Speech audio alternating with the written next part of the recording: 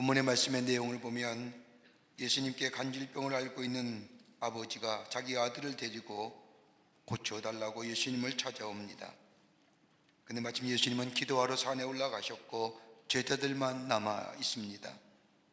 제자들은 간질병에 걸린 아이를 앞에 두고 기도합니다. 오랫동안 기도하면서 씨름을 하였지만 아이는 전혀 나을 기색이 보이지 않습니다. 귀신이 들려서 그런 거 아닐까요? 나사렛 예수의 이름으로 귀신아 아이에게서 나가라 하여도 아무런 변화가 보이지 않는 겁니다. 오랫동안 기도하며 씨름하였던 제자들 이제는 지쳐버렸습니다. 아마 성경 본문에는 쓰여져 있진 않지만 제자들의 마음이 회의의 마음이 심정이 되어지지 않을까 싶습니다. 예수의 이름의 능력이 맞는 거야? 우리의 믿음에 능력이 없는 것 아니야? 이렇듯 자신의 믿음에 대한 회의가 찾아올 그때에 예수님께서 산에서 내려오십니다. 그리고 왜 이리 소란스러우냐고 묻자 제자들이 예수님께 자초지종을 아뢰게 됩니다. 소란의 여류를 들으신 예수님, 제자들의 믿음 없음을 보시고 마태복음 11장 10절의 말씀을 보면 믿음이 없고 이 패역한 세대여라고 책망하시며 아이를 데려오라고 말씀하십니다.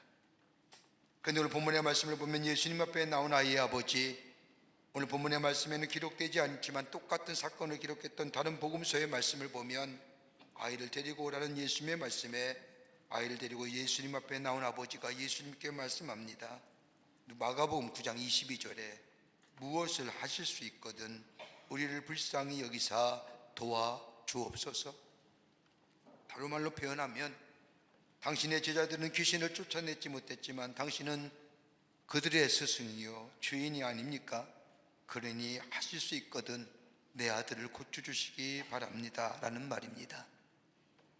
하실 수 있거든 조건부입니다. 조건을 달고 예수님께 부탁하는 겁니다. 이 모습을 본 예수님은 저들에게 믿음이 없음을 보시고 마가복음 9장 23절의 말씀을 보면 우리가 잘 알고 있는 말씀처럼 할 수 있거든이 무슨 말이냐, 믿는 자에게 능히 하지 못할 일이 없느니라고 말씀하시면서 아이의 병을 고쳐주십니다. 이 놀라운 감격을 목격한 제자들, 아이와 아버지가 떠난 후에 예수님께 달려와 묻습니다. 선생님, 어찌하여 우리는 이 아이를 고칠 수 없는 것입니까? 어찌하여 우리는 저 귀신을 쫓아낼 수 없습니까? 라고 묻자 예수님은 제자들의 물음에 믿음이 적은 연고로다, 믿음이 부족하기 때문이라는 겁니다. 무능하게 된 것은 다른 것이 아니라 믿음이 없어서 무능하게 되었다는 겁니다. 문제는 믿음이라는 겁니다. 무능의 원인도 믿음의 원인이요 의심과 회의의 원인도 믿음이 원인이라는 겁니다. 여러분, 우리의 살고 있는 삶의 모습은 어떠하신지요? 지구촌 곳곳에서 들려오는 신음과 고통의 소리들, 나라 안과 밖에서 들려오는 수많은 이야기들, 그리고 우리에게 빠짐없이 들려오는 경제적인 불안정이나 사회적인 불안정, 이런 이야기를 들을 때마다 우리 마음의 걱정과 염려보다는 두려움이 우리 마음에 있음을 보게 됩니다. 두려움이 두려움으로 끝나면 좋을 터인데 이것이 상승장겨울 일겨울이 안에 불안과 공포를 가져다주고 이것이 한 발짝 더 나아가게 되면 우리가 절망하며 좌절하며 그리고 꼼짝 못게 주저앉고 움직이지 못하는 인생임을 발견하게 됩니다. 그런데 여러분, 이거보다 더 큰 위기라고 한다면, 이것도 위기겠지만 더 큰 위기가 우리 가운데 다가오고 있다면 그건 다름이 아니라 우리 안에 신뢰가 사라졌다는 겁니다. 그렇다기 보면 이것 신뢰의 위기요, 더 나아가 믿음의 위기라고 할 수 있을 겁니다. 오늘 본문의 말씀을 보세요. 저들이 필요한 것은 믿음의 회복입니다. 믿음이 회복되어야 됩니다. 자신에 대한 믿음이 회복되어야 되며 우리가 함께 서로 살고 있는 공동체에 대한 믿음이 회복되어야 되며 이거보다 더 중요한 것이 있다면 하나님에 대한 믿음의 회복일 겁니다. 경제적인 정치적인 발전, 성숙, 경제의 발전을 통한 물질의 풍요, 번영, 과학의 기술의 발달을 통한 삶의 안락감, 가정으로 말하면 가정의 평안함, 자녀들의 잘됨과 번성함들, 우리가 다 필요한 것들이지만은 그러나 그 무엇보다도 우리에게 필요한 것이 있다고 한다면 믿음의 회복일 겁니다. 나 자신에 대한 믿음, 우리가 함께 살고 있는 공동체에 대한 믿음, 더 중요한 것이 있다고 한다면 하나님에 대한 믿음이 우리 가운데 회복되어야 합니다. 여러분, 지난 3년 동안 우리가 경험해 보지 않았습니까? 3년 동안 코로나 바이러스로 인하여 우리의 믿음이 하루아침에 무너져 버리는 모습들, 교회 왜 나오지 못하냐고 물으면 감염될까 봐 두려워서, 두려움 때문에 교회 못 나오고 예배 못 드린다는 얘기를 우리는 듣지 않았습니까? 믿음보다 두려움이 더 앞서 있는 우리들의 모습들, 그러게 신앙적으로 다시 우리의 믿음이 회복되어야 합니다. 처음에 뜨거웠던 믿음들, 처음 하나님을 만났을 때의 그 감격과 기쁨, 우리의 신앙의 모습뿐만 아니라 우리 주변에 관계하고 있는 모든 것들, 다른 것이 먼저가 아니라 믿음의 회복입니다. 그러게 요한계시록의 2장의 말씀을 보면 예배석 교회 주님께서 말씀하시기를 너희의 믿음이 어디서 떨어졌는 것을 생각하고 회개하여 처음의 길을 가지라고 하는 말씀처럼 우리의 믿음이 어디에서 떨어졌는지, 왜 우리의 삶이 이렇게 무력해졌는지, 하나님을 향한 믿음보다도 우리 안에 불신앙의 것들이 얼마나 더 넘어서서 우리의 믿음을 무너뜨리는지, 우리의 믿음이 회복되어야 합니다. 여러분, 우리의 믿음이 회복되기 위해서는 어떤 것으로 우리의 믿음이 회복될 수 있을까요? 회복될 때 하나님께서 우리에게 주시는 의와 평강과 희락의 삶뿐만 아니라 하나님이 우리에게 전국적으로 주시고자 원하는 형통의 삶을 믿음 안에서 살아갈 수 있을 터인데, 우리의 믿음의 회복이 어디서부터 이루어져야 될까요? 믿음이 없는 건 아니죠. 믿음이 적었잖아요. 어디서부터 시작하여 우리의 믿음의 회복과 더불어 하나님이 주신 축복을 누리며 사는 복된 백성 될 수 있을까요? 우리 가정이 회복되고 우리의 사회가 회복되고, 오늘 본문의 말씀을 통해서 함께 말씀을 나누며 은혜 받기를 원합니다. 첫째는 삶의 문제를 예수님께 가지고 나오라는 겁니다. 이게 믿음의 회복의 첫걸음입니다. 오늘 14절 말씀을 보면 그들이 무리에게 이르되 한 사람이 예수께 와서 꿇어 엎드려 이르되 예수님께 찾아왔다는 겁니다. 어떤 문제를 가지고 있었기에 예수님께 나와서 소상하게 예수님께 말했는지 그 다음에 15절의 말씀을 보면 그 문제를 자세히 설명하고 있습니다. 주여, 내 아들을 불쌍히 여기소서. 그가 간주로 심히 고생하여 자주 불에도 넘어지며 물에도 넘어집니다. 자신의 아들이 심한 간주로 인하여 불에도 넘어지며 물에도 넘어지는 질병을 가졌다는 겁니다. 여러분, 아들의 질병을 바라보면 아버지의 마음이 어떨 거예요? 편안하겠습니까? 물에도 넘어지며 불에도 넘어지는 아들, 숨기고 싶지만 숨길 수 없는 질병. 여러분, 아들을 고치기 위해서 모든 안 해봤겠습니까? 용하다 의사는 다 찾아다녔을 겁니다. 그러나 아무 소용이 없습니다. 그러다가 예수님에 관한 소문을 들었습니다. 누구든지 예수님께 자신의 문제를 가지고 나오면 해결받는다는 소문을 들으니 아버지, 예수님께 자신의 문제를 가지고 나와 숨김없이 있는 그대로 아뢰입니다. 내 아들이 간질에 걸렸습니다. 불에도 넘어지고 물에도 넘어집니다. 그런데 오늘 본문 말씀을 보십시오. 이 말을 이전에 예수님은 어디에 계셨습니까? 오늘 본문의 말씀이 마태복음 10장 1절의 말씀을 보면 베드로와 야고보와 요한과 함께 변화산에 올라가 제자들에게 하늘의 영광을 보여줍니다.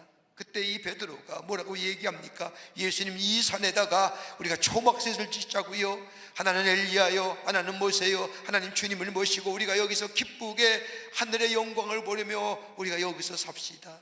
그때 주님 뭐라고 얘기하십니까? 내려가자.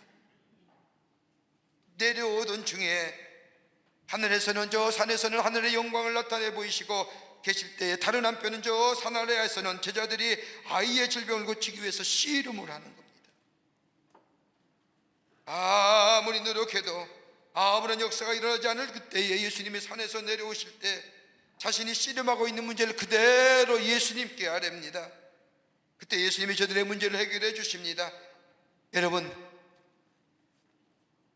우리의 삶의 문제들, 해결하지 못할 문제들, 여러분, 우리가 스스로 문제라고 생각하는 것은 문제가 아니지요.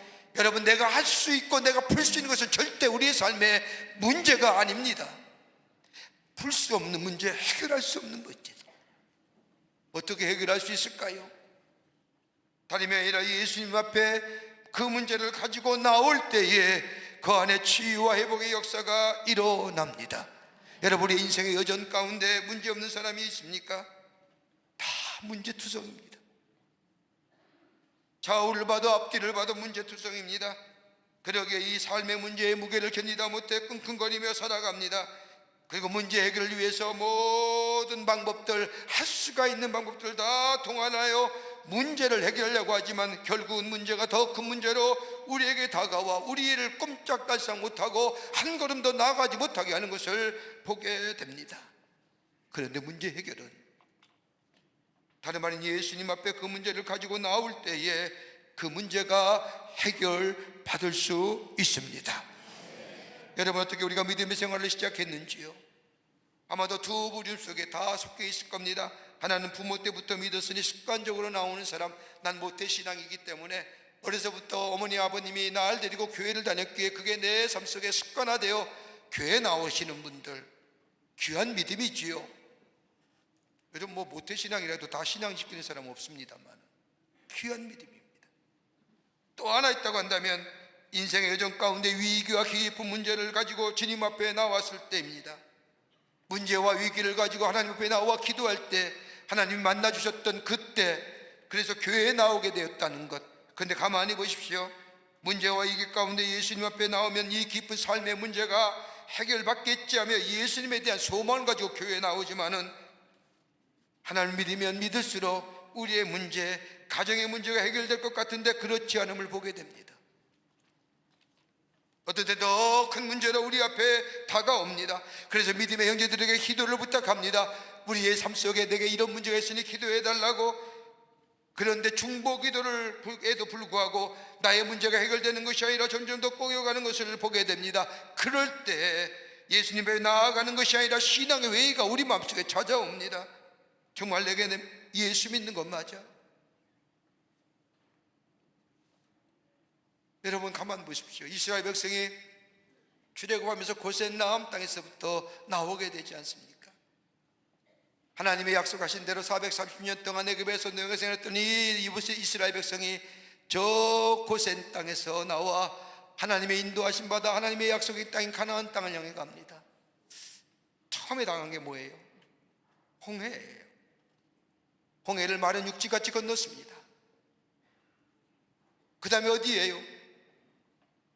가던 길에 3일 만에 목이 말라서 물을 찾는데 말하는 곳에 보니까 쓴물이에요. 하나님이 말할 물에 쓴물을 단물로 바꾸셨지요. 그리고 건너서 저 엘림이라는 곳에 가서 42일을 거합니다. 그리고 어디요? 그리고 떠나면서 광야의 길을 걷으면서 저 아멜렉과의 싸움에 시내산 광야에서 만나와 메추라기를 먹이시고 성막을 주시며 십계명을 주시며 요 여정 속에 40년의 여정 속에 여러분, 문제 없을 때가 어디 있을까요? 다 편했습니까? 가는 길이 원망과 불평, 그런 가운데 하나님은 모세의 기도를 들으시고 이스라엘 백성에게 물을 내시고 구름 기둥과 불 기둥으로 먹이시고 성막을 주시고 말씀을 주시고 저들과 동행했던 사람들. 이스라엘 백성이 원망했던 게 뭐예요? 불평했던 게 우리를 이러려고 저 애굽에서 나오게 했느냐? 저 애굽에서 가마선 옆에서 고기 먹을 때가 그립다. 똑같은 거잖아요. 예수 믿으면 모든 문제가 해결되어야 되는데 오히려 내게 그 문제보다 더 큰 은혜가 있어야 될 텐데 문제가 문제를 만들어내고 더 힘들게 하는 삶의 모습들. 그래서 내가 정말 예수 믿는 건 맞는지, 정말 예수님은 계신지 신앙의 회의가 오고 믿음의 회의가 올 때에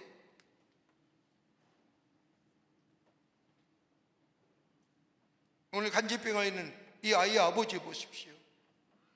내가 주의 제자들에게 아이를 데리고 왔지만은 당신의 제자들 능히 고칠 수가 없었습니다. 이 말은 예수님이 제자들이 저를 위하여 중보기도도 하고 나를 위해 기도했지만 나의 문제는 해결되지 않았습니다. 이 얘기입니다. 근데 오늘 본문의 말씀을 보면 그럼에도 불구하고 믿음의 회의가 찾아오고 내가 정말 예수 믿는 게 맞는가요? 내 믿음의 자리에 흔들림이 온다 할지라도, 의구심이 있다 할지라도, 오늘 이 아버지가 그 자리를 떠나지 않게 될 때에 예수님이 그에게 찾아오셔서 만나주시고 그 아들의 질병을 고쳐주시고 그 삶의 문제를 해결해 주셨던 것처럼 믿음의 자리를 떠나지 말아야 합니다. 신앙의 자리를 지켜야 합니다. 우리에게 다가오시는 예수님, 우리의 아픔을 같이 아파하시고 긍휼히 여기시는 그 예수님, 그 믿음의 자리를 포기하지 아니할 때에 예수님 우리에게 찾아오셔서 긍휼을 베푸시고 우리 안에 새로운 하나님의 기적의 역사와 새로운 창조의 역사를 일으키실 뿐만 아니라 우리의 삶을 의와 희락과 화평의 삶, 궁극적으로 형통케 하시는 하나님의 놀라운 축복의 삶으로 인도하여 주십니다. 믿음의 자리를 떠나지 말아야 됩니다. 신앙의 자리를 지키셔야 됩니다. 하박국서 2장 3절의 말씀처럼 하나님의 약속은 결코 겉되지 아니하니하다. 비록 더딜지라도 기다리라. 지체되지 않고 반드시 응하리라 하신 말씀처럼 기다릴 때에, 믿음의 자리를 지킬 때에, 신앙의 회의가 오고 오심이 어찌라도 주님을 향한 믿음이 흔들리지 않고 그 자리를 지키게 될 때에 하나님은 약속하신 대로 우리의 문제를 해결해 주실 뿐만 아니라 저 이스라엘 백성을 가나안 땅에 인도하신 것처럼 우리의 삶 속에 의와 희락과 화평의 삶으로 인도하시는 놀라운 은혜가 우리 가운데 있게 될 줄 믿습니다. 두 번째는 예수님만이 우리 구원의 주가 되심을 온전히 신뢰해야만 합니다. 예수님만이 구원의 주가 되심을 신뢰한다는 것, 그 믿음이 있어야 된다는 겁니다. 오늘 본문의 말씀을 보면 제자들이 병에 걸린 아이를 위하여 기도합니다. 그런데 아무리 기도해도 귀신이 나가지 않는 겁니다. 아이를 고쳐내기 위해서 아이의 몸에 손을 얹고 기도했을 겁니다. 손을 얹고 기도했을 뿐만 아니라 예수의 이름으로 명하노니 귀신아 나아가라고 소리치며 기도했을 겁니다. 아무리 소리치고 기도해도 귀신이 나가지 않습니다. 왜 그랬을까요? 여러분, 마태복음 10장의 말씀을 보면 그 이유를 알 수 있습니다. 예수님의 제자들을 둘씩 짝지어 전도하러 내보내시면서 예수님이 제자들에게 귀신을 쫓는 권능을 주셨습니다. 그래서 병 고치는 권능과 더불어 귀신을 내어 쫓는 권능과 더불어 복음을 전할 수 있는 능력을 예수님의 제자들에게 주었습니다. 예수님으로부터 이런 능력을 받은 제자들, 가는 곳마다 복음을 전할 때에 예수 믿는 사람이 새롭게 회개하여 변화된 사람들이 있어지게 됩니다. 그뿐입니까? 도중에 만나 병자를 만나서 저들 위해 기도하게 되니 병자가 나았습니다. 영적으로 늘 억압당하는 사람에게 예수의 이름을 명하니 귀신이 나아가는 겁니다. 여러분, 얼마나 놀라울까요? 예수님에게만 있는 능력이, 예수님을 쫓아다닐 때 예수님 행하셨던 그 능력이 그대로 내게도 있어지는 겁니다. 놀랐습니다. 이 놀라운 기사와 이적을 경험했던 제자들, 전도여행을 마치고 예수님께 돌아와 보고하면서 예수님이 굉장했습니다. 저희가 예수 이름의 명하는 저 귀신이 벌벌 떨며 항복합니다. 여러분, 얼마나 놀랬겠습니까? 생각만 해도 가슴이 뛰지 않습니까? 그 놀라운 일들을 경험한 제자들, 과거의 성공과 과거의 놀라운 일들을 경험한 제자들, 생각만 해도 가슴이 뜨고 흥분이 되는데 이때 간질병으로 고생하는 그 아들을 아버지께가 데려와 예수님께 나와 고쳐달라고 합니다. 예수님 안 계시니까 제자들을 먹고 부탁했겠지요. 예전에 놀라운 기적과 이적을 경험한 제자들, 이것쯤이야. 예전에 우리가 예수의 이름으로 귀신을 쫓아냈고 병을 고쳤는데 이것쯤이야 라고 생각하며 아이의 몸에 손을 얹고 예수의 이름을 부르지만 아무런 역사가 일어나지 않습니다. 과거의 성공과 과거의 능력을 가지고 예수의 이름을 부르는 겁니다. 왜 역사가 일어나지 않았을까요? 우리 예수님은 동일하신 분인데, 처음과 나중 되시고 변함이 없으신 분인데 왜 예수의 이름을 부르며 그토록 간절하게 기도했는데 왜 역사가 기적이 일어나지 않는 이유가 뭘까요? 여러분, 분명 한 가지, 과거에 성공했던 사실은 기억하면서 성공의 원인을 잊어버린 거예요. 현상만 기억하고 본질을 잊어버린 거예요. 여러분, 기사와 이적의 본질은 누구 아니라 예수의 미였습니다. 지난 시간에 자신들이 일으킨 일들만 생각하지 예수님을 잊어버렸던 겁니다. 예수님이 이적과 기적의 원인입니다. 이거 잊어버리고 형식만 남은 거예요. 여러분, 우리가 기도하지 않습니까? 여러분, 기도는 형식이 아닙니다.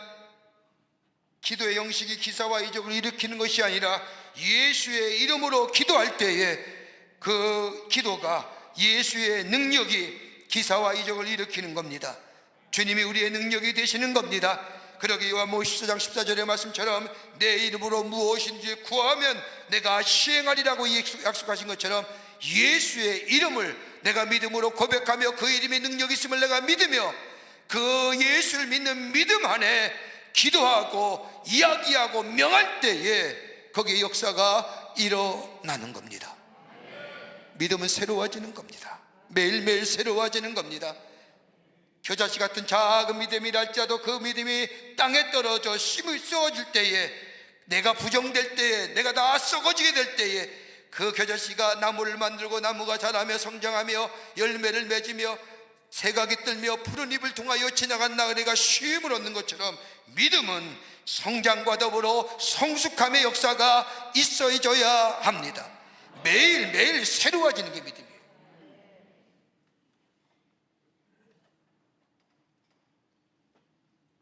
제자들을 가만히 보십시오.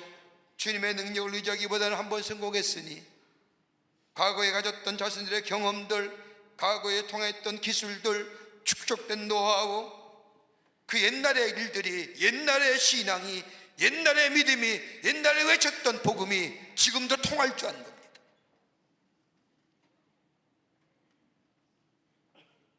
이걸 경건의 모습이 있는데 능력이 없는 거예요.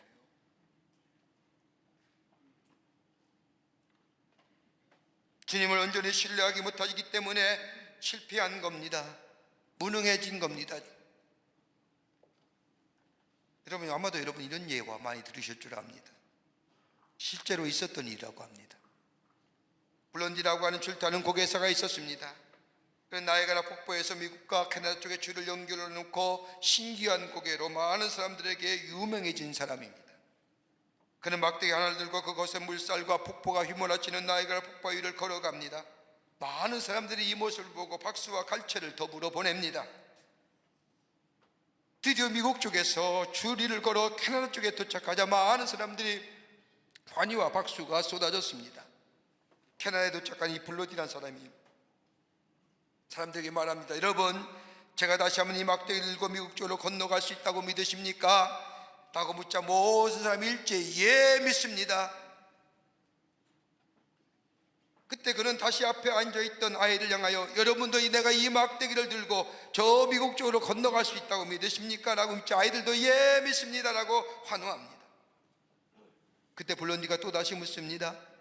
여러분, 제가 이 앞에 있는 소년들 중 한 소년을 등에 업고 건너갈 수 있다고 믿습니까? 예, 믿습니다. 그때 대답의 소리가 적게 들린 겁니다. 그러자 많은 사람들이 예, 당신은 할 수 있습니다 라고 대답을 합니다.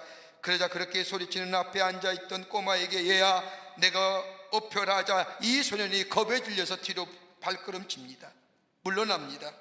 그러자 옆에 있던 다른 소녀에게 그럼 내가 업혀봐라 라고 이야기하는데 이 꼬마가 벌떡 일어나더니 아저씨, 제가 업힐게요. 저는 아저씨를 믿어요. 그리고 불쑥 블론디 등에 업힙니다. 그리고 이 블론디는 이 소녀를 등에 업고 나무 막대기 하나를 가지고 줄을 타고 미국으로 쪽으로 건너갔습니다. 한 번도 경험하지 못한 일. 블론디를 통해서 이 소녀는 나이아가라 폭포를 걷는 거예요.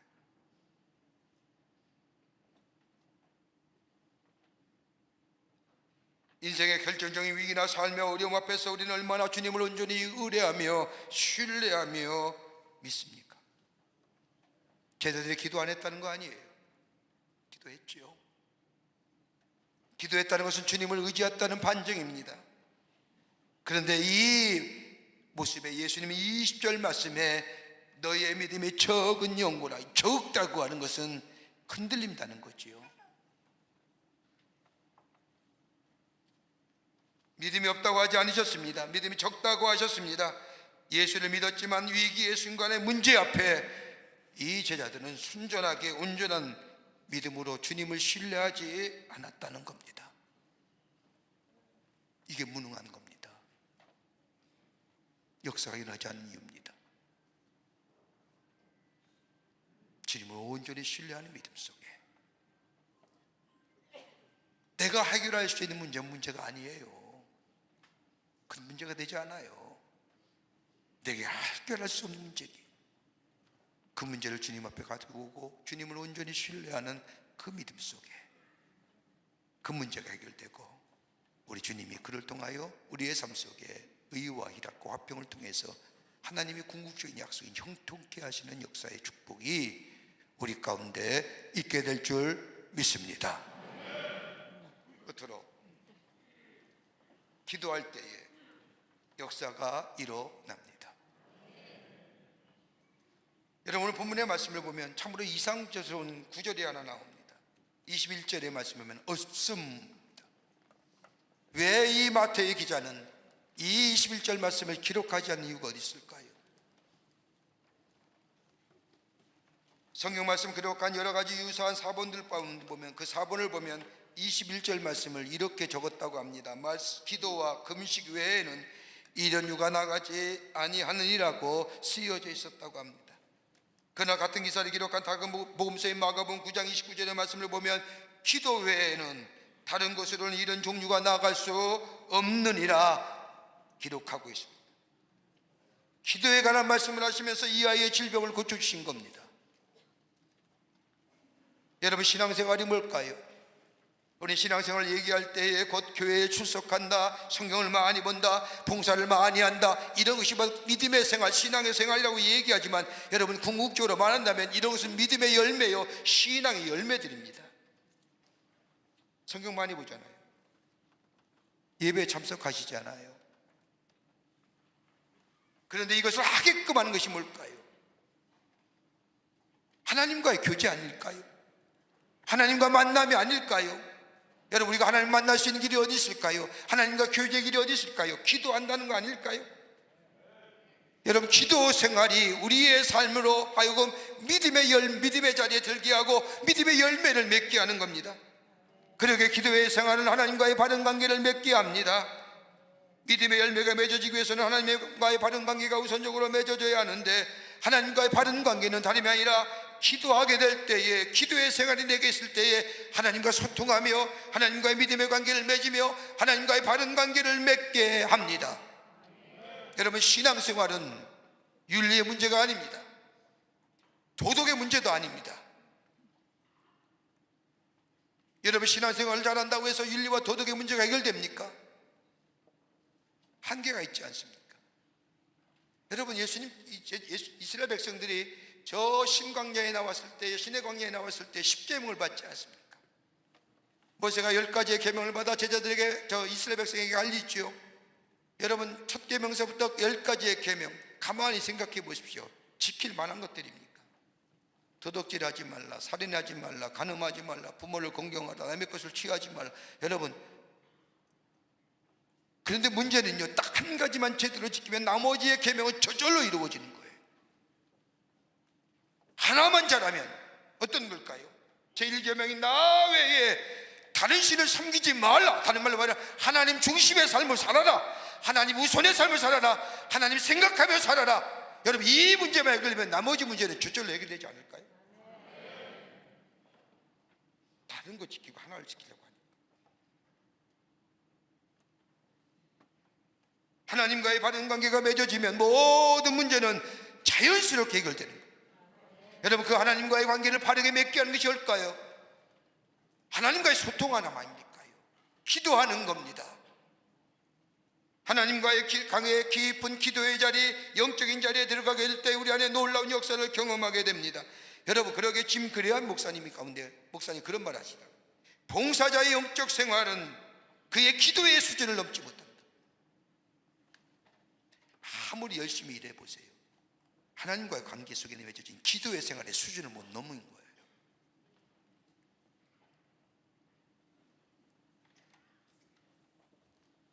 그러게 기도는 하나님과의 바른 관계를 맺어줍니다. 또 하나 있다고 한다면 기도는 하나님을 바라보는 겁니다. 기도의 참된 의미는 하나님을 바라보는 것에 있습니다. 하나님께 기도한다는 것은 뭘까요? 하나님을 바라본다는 겁니다. 우리 입술에서 하나님 아버지를 부르는 순간에 내 인생의 초점이 나에게서 하나님께로 옮겨짐을 의미합니다. 그리고 하나님을 아버지로 부르는 순간 내 삶의 주인은 내가 아니라 하나님이십니다는 고백이 그 안에 담겨져 있습니다. 하나님의 주권을 인정하는 겁니다. 그리고 하나님 아버지를 부르는 순간 우리 하나님의 보좌 앞에 서는 겁니다. 그리고 하나님을 바라보게 됩니다. 그러게 기도는 우리가 하나님을 바라보게 하는 겁니다. 바라보면 의존하게 됩니다. 자꾸 부르면 의존할 수밖에 없는 겁니다. 하나님은 좋으신 하나님이 아니십니까? 창조하신 하나님, 우리에게 모든 걸 주기를 원하시는 하나님, 우리 하나님 우리에게 주신 궁극적인 축복이 뭘까요? 형통이에요. 그렇다고 한다면, 하나님의 일을 자꾸 부른다고 한다면 우리 하나님 의존하는 거 아닐까요? 하나님이 나의 주인 되어 주십니다. 하나님만이 내 삶의 문제 해결자 되십니다. 주님만 의지합니다. 주님만 바라봅니다.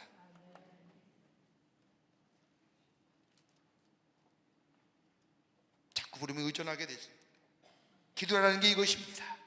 하나님의 이름을 부르고 예수의 이름을 부르고 성령님을 부를 때에 우리 하나님을 의지하고 예수님을 바라보게 되며 성령님을 바라보게 되고, 주님을 바라볼 때 주님 우리 가운데 와 오시고, 성령님을 부를 때에 성령이 내 안에 계시어 능력으로 다가오십니다. 그렇게 기도하는 거예요.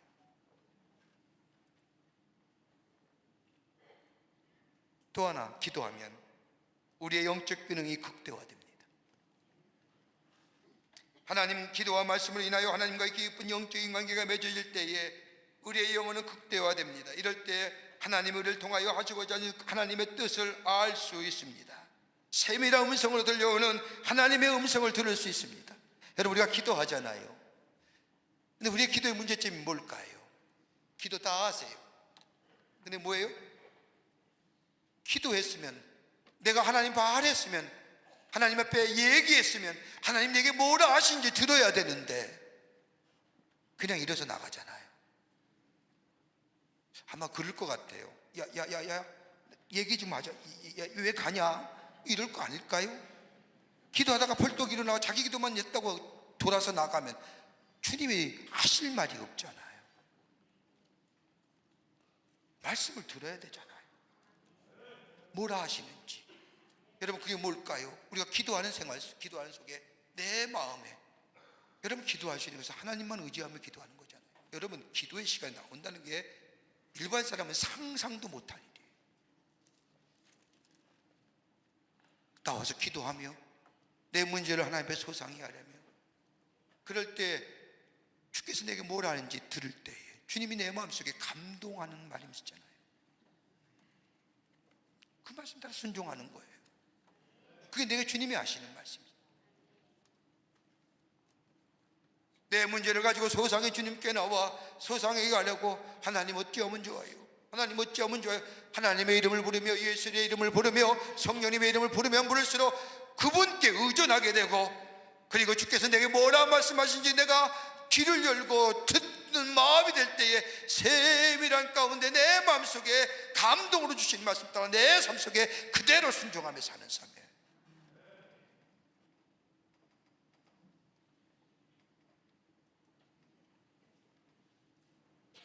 영적인 기능이 극대화되는 겁니다. 기도할 때 성령의 인도하심을 받는 삶을 살아가게 됩니다.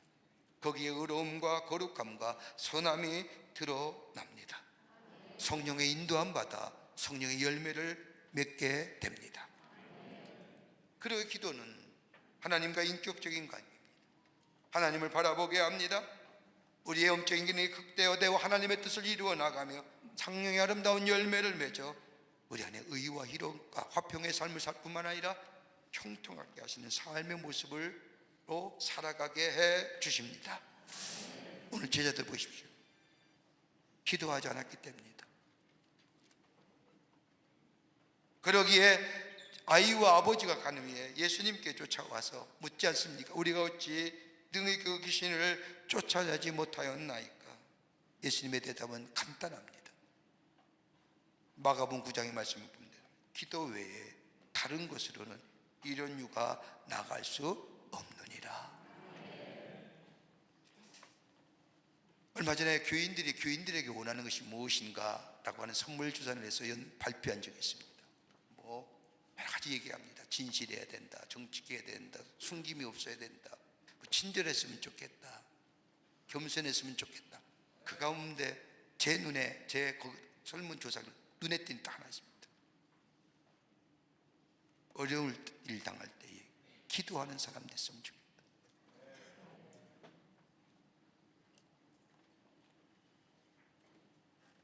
여러분, 다시 문제는 그건 문제가 아니에요. 문제가 되는 것은 문제라는 것은 내가 해결할 수 없는 것이 문제예요. 해결할 수 있는 것은 문제가 아닙니다. 어려운 일 당할 때 기도가 먼저입니다. 다른 거 다 해보고 안 되니까 마지막에 기도하는 것이 아니라 문제가 있을 때에, 어려움이 있을 때에, 장애가 있을 때 다른 것보다도 하나님 앞에 엎드려 기도하는 것, 여기에 바로 문제 해결의 열쇠가 있습니다. 기도할 때에 하나님이 지혜를 주십니다.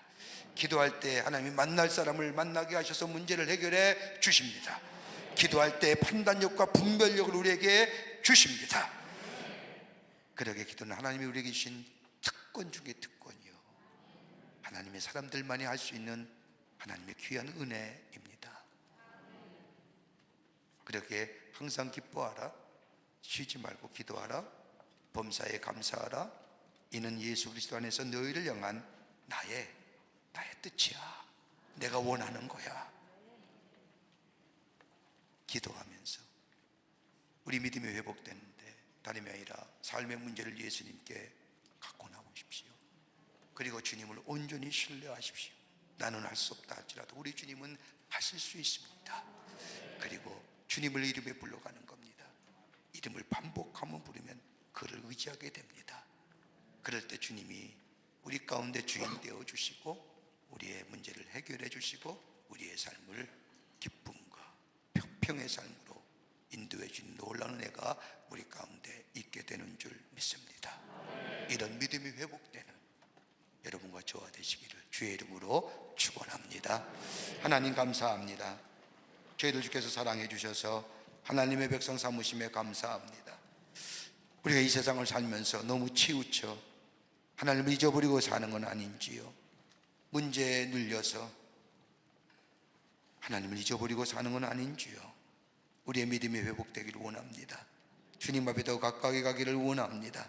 우리의 삶의 문제 주님 가까이 나오게 하시고 주님을 온전히 신뢰하는 믿음을 가지며 기도하는 자 되게 하셔서 주의 음성 들어 주 뜻대로 순종하며 행하는 자 되게 하셔서 우리의 삶에 놀라운 은혜와 사랑과 평강이 넘쳐나는 우리의 믿음이 온전히 회복되는 역사가 있게 도와 주시옵소서. 감사하며 예수님의 이름으로 기도하옵나이다. 아멘.